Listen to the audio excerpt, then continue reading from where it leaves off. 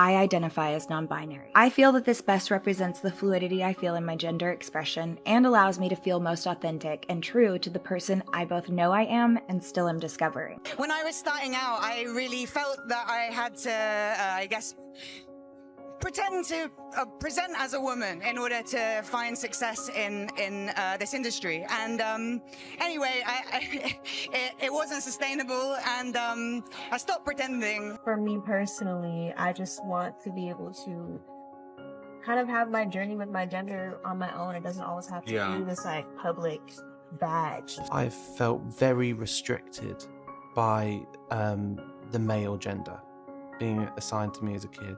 It's caused horrible things to me. It's caused. Tell me about it. It's been awful, and it's been pretty traumatizing and awful. And I've never, when I was born, I never saw myself as a man.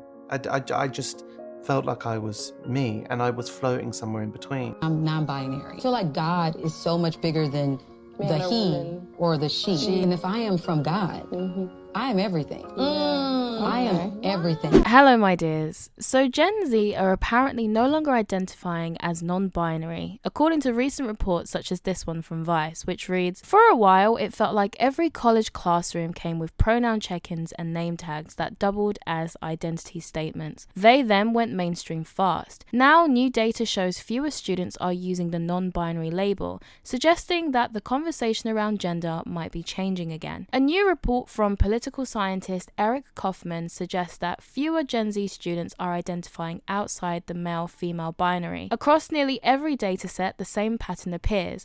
At Brown, 2.6% of students identified as non-binary in 2025, half the percentage recorded in 2023 and 2022. At Andover, the number dropped from 7.4 to 3% in just 2 years. In FIRE's national survey of more than 50,000 undergrads, only 3.6% said they identified as a gender other than male or female, compared to 6.8% in 2023. The reasons aren't entirely clear. Kaufman suggests that the decline may reflect shifting cultural pressures, political polarization, or the way that social identity categories spread and recede over time. There's been a slowdown in the adoption of new gender identities among young people, he wrote in the report.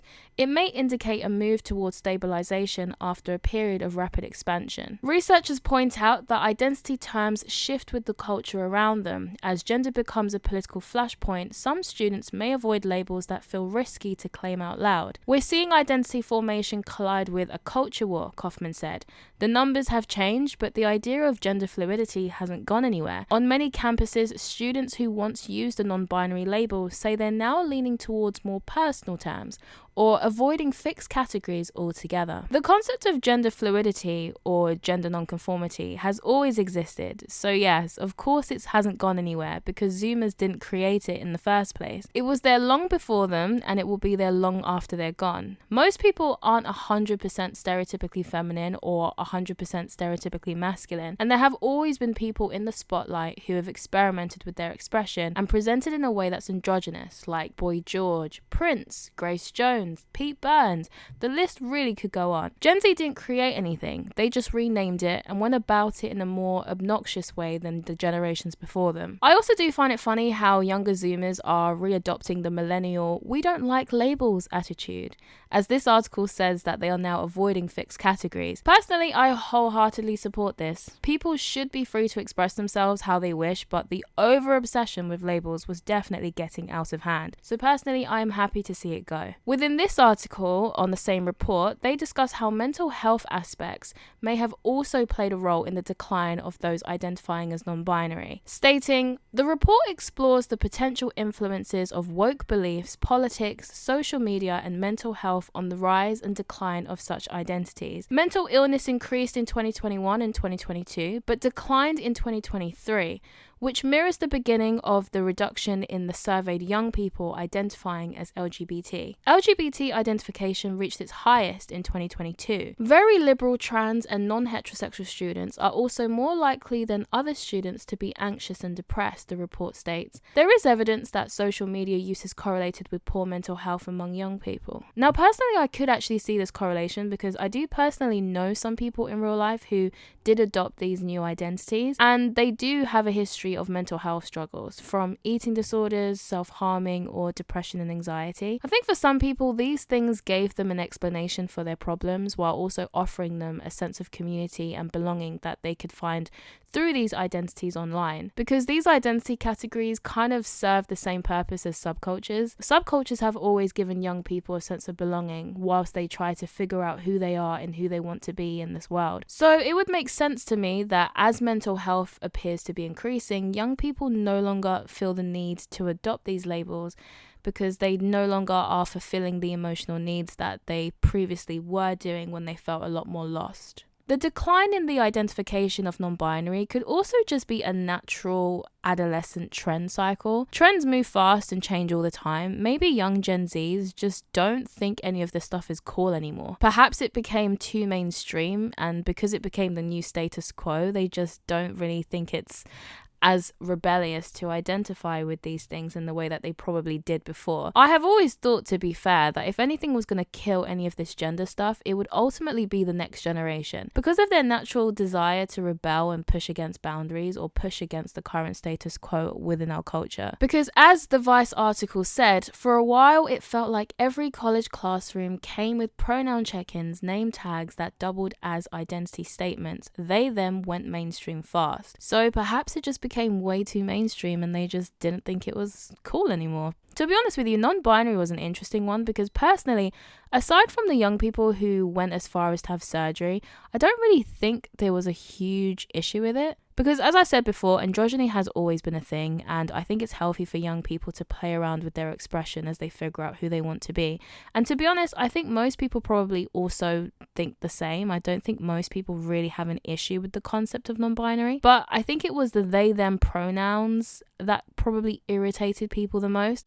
My pronouns aren't preferred, they're required. My pronouns aren't preferred, they're required. Even when I'm not around, you should get used to the sound of using they-them as my pronouns because I refuse to conform to your rigid societal gender binary, and that's what my pronouns are. Golly! Because now it's no longer just about your expression, but now you're trying to also police speech.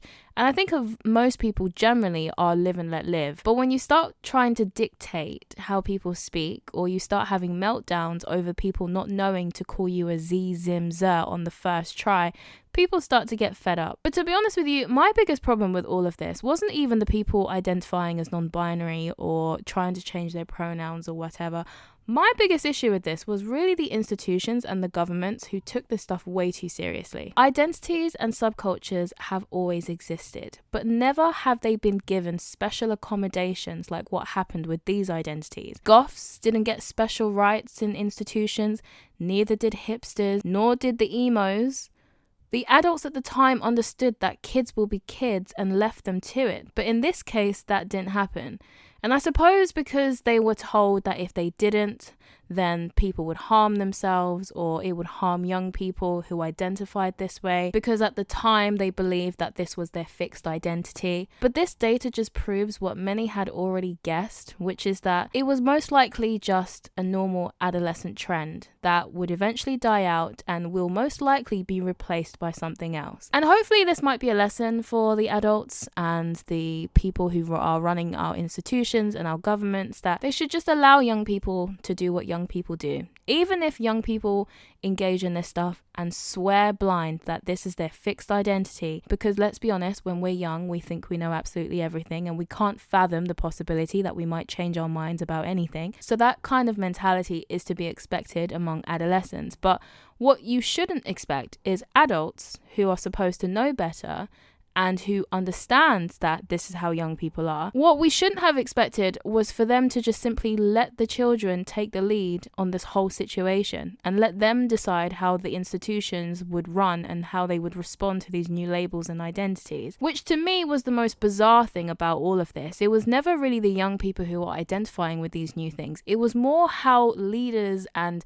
people in positions of power who were running things, who were much, much older than them, how they were responding to it. That, I think, is the most bizarre of all, because they essentially allowed young people whose prefrontal cortex isn't even fully developed yet to be the authorities on these things. And to me, that is what is most deserving of criticism, much more so than the young people who were adopting all these new labels and identities. But anyway, that's just my view on all of this. Let me know what you think. Why do you think there is a decline in the number of people or the number of young people identifying as non-binary? Let me know your thoughts down below. I have been told by people that for some reason my videos aren't showing up on their feed and they are being unsubscribed to my channel. I have heard that this can sometimes happen, so please do check that you are still subscribed and notifications are on. I don't know if this might be because of the fact that I accidentally deleted my video, and I do know that deleting videos can have a really negative impact on your channel. Or it might just be the fact that I'm not uploading enough. Who knows? I guess I need to fix all of that. Something that I am trying to work on and trying to improve on. But hopefully you guys are receiving my content. I have no idea what is going on there.